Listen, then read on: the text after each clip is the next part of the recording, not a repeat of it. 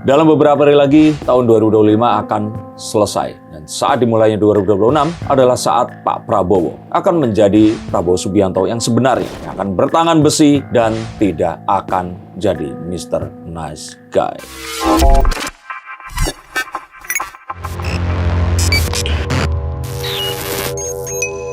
Halo Sensikers, kembali berjumpa bersama saya Denny Darko. Tidak ada yang namanya misteri, yang ada adalah tanda-tanda yang kita semua coba untuk mengerti. Tahun depan nanti, di 2 tahun kepemimpinan Pak Prabowo, maksudnya menuju ke 2 tahun, Pak Prabowo akan menunjukkan jati diri yang sebenarnya. Apa yang kemarin ditunjukkan, sosok yang gemoy, lucu, disukai oleh masyarakat, ini rupanya akan perlahan-lahan mulai berubah dan akan menjadi seorang sosok yang penuh dengan ketegasan. Bahkan beberapa orang akan bilang bahwa dia akan menjadi sosok yang otoriter. Betulkah ini akan terjadi? Mari kita akan lihat. Oke, sikap Pak Prabowo yang selama ini mungkin masih cukup banyak toleransinya, terus juga banyak lucunya mungkin saat menyampaikan pesan-pesannya di beberapa acara. Apakah memang maksudnya banyak rumor dan isu juga bahwasanya kemungkinan besar Pak Prabowo akan menunjukkan taringnya di tahun depan dan akan menjadi pemimpin yang sesungguhnya begitu?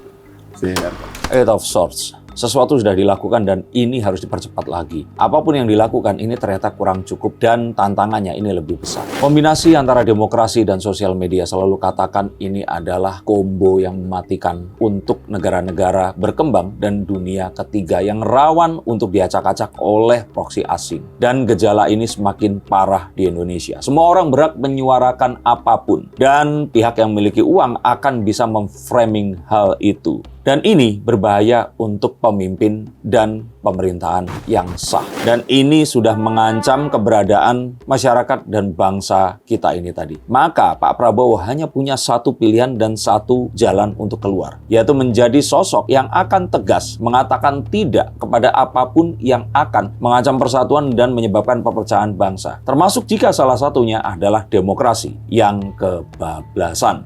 Oke, kenapa baru di hampir tahun kedua di saat beliau menjabat ini baru menunjukkan jati dirinya sendiri? Beliau perlu untuk mengetahui bahwa orang-orang yang mengatakan bahwa mereka ini ada di belakang Pak Prabowo sebagai koalisi Indonesia Maju, apapun itu benar-benar mendukungnya dan tidak mereka ini bermain muka dan di belakangnya mereka berbeda kata-kata dan juga kelakuannya. Nah, melihat bahwa mereka ini masih satu suara, bisa dikendalikan, dan tidak ada upaya untuk berusaha mensabotase dari dalam, maka Pak Prabowo akan mulai menunjukkan dengan mensahkan banyak hal yang akan menegaskan atau membuat lebih jelas dan tegas, sehingga demokrasi yang kebablasan ini perlahan-lahan akan bisa ditertibkan. Karena mengutip apa yang dikatakan oleh seorang begawan ekonomi yang sudah almarhum, Pak Kwik Kian Gi, di sini mengatakan bahwa Indonesia ini penyakitnya nggak akan sembuh kecuali jika Indonesia ini dipimpin oleh seseorang yang diktator. Dan ini sebenarnya beliau itu mengulang apa yang dikatakan oleh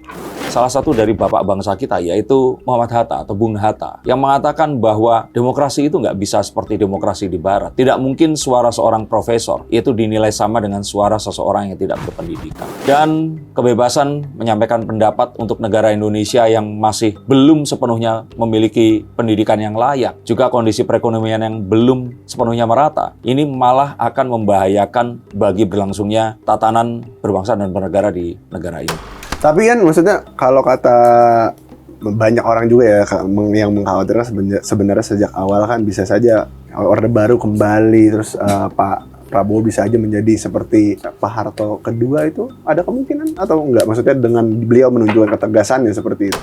The Ace of Cups. Saat itu Pak Harto bisa melakukan apa yang beliau lakukan. Itu karena orang-orang itu tidak bisa menyuarakan apapun di kanal manapun. Nah, kalau nanti atau sekarang ini, orang ini kan masih bisa bersuara dengan bebas. Walaupun yang saya katakan tadi kebablasannya. Ini saja yang perlu untuk dibatasi. Dan mereka ini mungkin tidak harus diberangus, tapi lebih ke yang seperti saya selalu katakan dan katakan. Bagaimana jika semua orang yang memiliki sosial media itu harus melaporkan akun sosial medianya sesuai sesuai dengan identitasnya. Itu saja dulu. Nah, dengan ketegasan seperti itu, maka alur informasi ini akan bisa lebih order, lebih tertib. Nggak semua orang bisa lempar batu sembunyi tangan. Mencoba untuk memulai sebuah isu, terus kemudian menyebarkannya, dan mengatakan ini sebagai sebuah kebebasan berdemokrasi. Atau media seperti Tempo yang mengatakan kita memiliki sumber di gedung DPR MPR, ya dia harus memberitahukan siapa sumbernya. Karena bisa saja sumber tersebut tidak kredibel atau membohongi. Apakah kredibilitas dari majalah Tempo pun itu benar-benar masih bisa dipercayakan? Ini hal yang juga harus selalu kita lakukan audit setiap saatnya. Nah, maka hal seperti ini harus dilakukan sebuah penertiban. Dan order ini harus mulai ditegakkan. Mungkin 5 atau 8 tahun lagi, demokrasi yang kita kenal ini harus dikembalikan kepada demokrasi yang sesungguhnya, yang sesuai dengan demokrasi Indonesia. Karena yang dikhawatirkan adalah UUD 45 yang asli itu sebenarnya sudah dipersiapkan untuk menghadapi handicapnya negara kita ini dengan negara yang tidak memiliki pendidikan yang layak secara merata dan kesejahteraan yang belum sampai kepada pelosok dan juga daerah-daerah. Tapi sayangnya ini diamandemen sudah 4 atau 5 kali, dan yang kita pergunakan sekarang ini adalah UUD yang sudah diamandemen di tahun 2002 kemarin itu.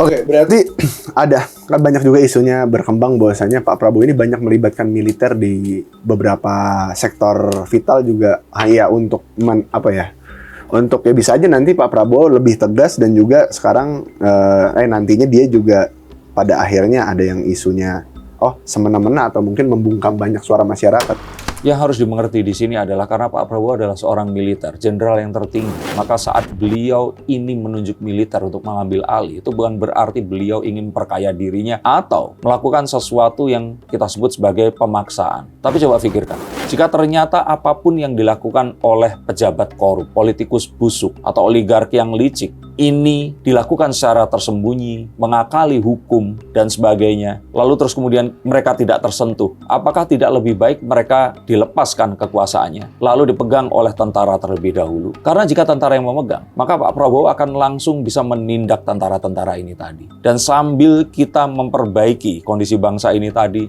dengan melakukan MBG, dengan melakukan pendidikan gratis mungkin nantinya, dan juga penyebaran kesejahteraan yang akan lebih baik, maka di saat itu demokrasi akan dikembalikan sedikit demi sedikit lagi kepada masyarakat. Persis seperti apa yang dikatakan oleh almarhum Pak Kwik Kian Gi ini tadi, bahwa sejatinya demokrasi ini bukan dihilangkan sama sekali, tapi demokrasi Pancasila yang benar-benar kita lakukan sesungguh-sungguhnya. Tapi kalau sekarang ini kan konsesi lahan dimiliki oleh oligarki saja, lalu terus kemudian hanya orang-orang segelintir saja haji-haji yang kaya, tapi orang lain tidak bisa merasakan hal yang sama. Maka hal seperti ini yang perlu dirata atau dipemeratakan. Dan saat ini semua sudah mulai menuju ke sana, nah demokrasi mungkin bisa dijalankan kembali.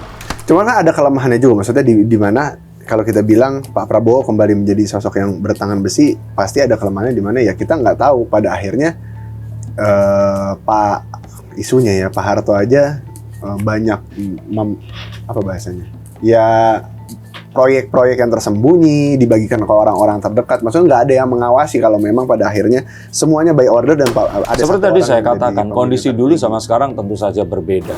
Sosial media kan masih tetap ada dan mereka silahkan memberikan pengawasan, tapi akan dilakukan pengawasan balik juga dengan cara yang akan lebih baik. Contohnya jangan selalu mencontohkan ini dengan kondisi Indonesia di masa lalu. Kita melipir sedikitlah ke negara tetangga di Singapura. Di Singapura, orang tidak bebas berpendapat semaunya. Jika mereka ngawur sedikit, mereka akan ditangkap. Hanya orang-orang yang memiliki satu sertifikasi yang akan dianggap sebagai seorang influencer, dan dia baru boleh mengatakan apapun yang dia ingin katakan.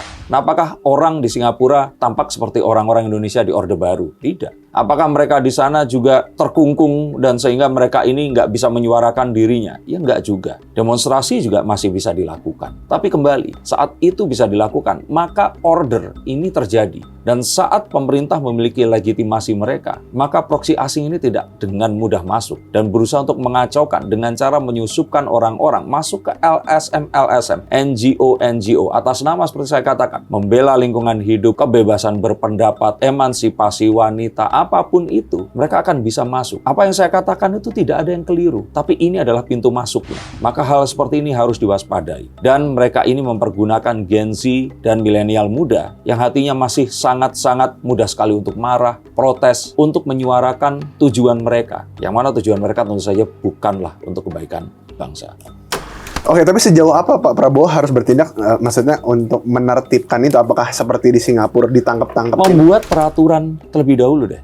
Saat siapapun yang memiliki akun sosial media, maka ini didata oleh pemerintah siapa orangnya, di mana rumahnya, sesuai KTP. Dan saat mereka melakukan sesuatu yang tidak bisa dipertanggungjawabkan, maka hak-haknya ini akan dilepasi satu demi satu. Tidak boleh memiliki rekening tabungan, mereka tidak boleh untuk melakukan perjalanan ke luar negeri atau apapun. Dan dengan cara seperti ini paling tidak, walaupun itu mungkin terlihat kecil dan sederhana, ini akan sangat besar dampaknya untuk merepress atau mengurangi persebaran berita-berita yang tidak kita inginkan. Orang nggak dengan gampang mengata-ngatai Pak Prabowo, menghina-hina orang lain, dan juga melakukan keonaran atau membuat sebuah forum-forum diskusi yang arahnya kepada makar. Dengan cara seperti ini semuanya akan dipertanggungjawabkan. Dan di saat kita melakukan kewajiban kita, di saat itulah kita baru boleh menuntut hak kita. Apa? Demokrasi itu tadi, menyuarakan kebebasan kita.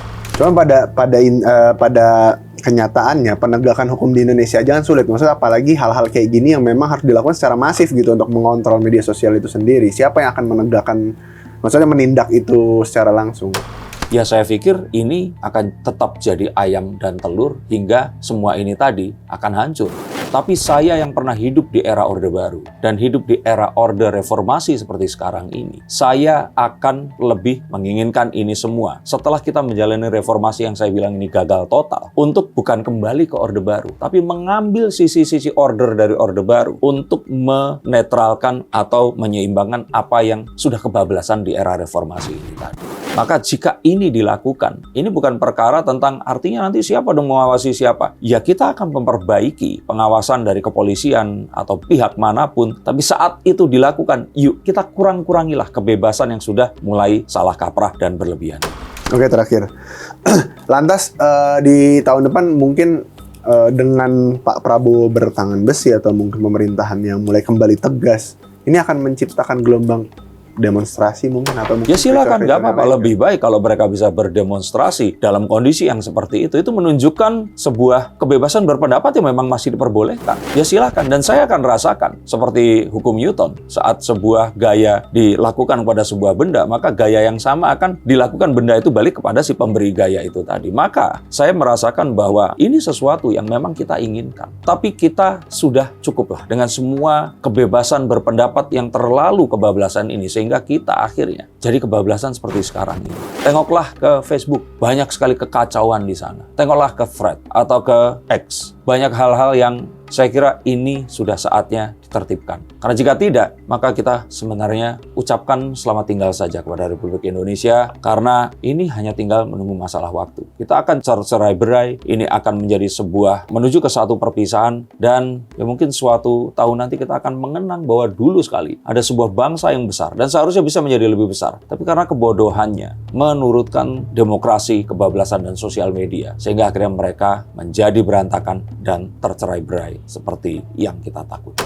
Bagaimana menurut pendapat kalian? Tuliskan komentar kalian di bawah sini. Jika kalian setuju, mari kita kawal semua pemikiran dan gerakan ini tadi. Dan mari kita dukung presiden kita untuk melakukan penertiban terhadap kebebasan berpendapat, demokrasi, apapun itu yang kebablasan dan malah menimbulkan kekacauan yang tidak akan bisa kita hentikan nanti. Terima kasih, sampai jumpa, dan salam.